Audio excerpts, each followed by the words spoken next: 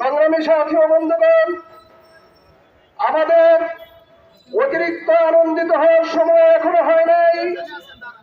আমাদের এত উল্লাসিত হওয়ার সময় আমি মনে করি এখনো হয় নাই।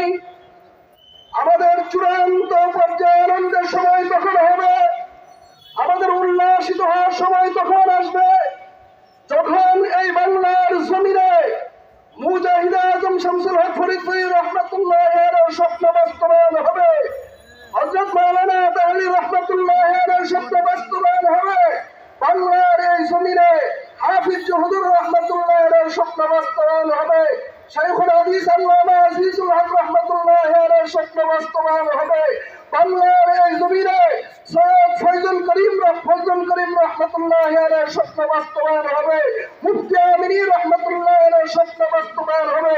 অর্থাৎ বাংলার জমিনে, আল্লাহর জমিনে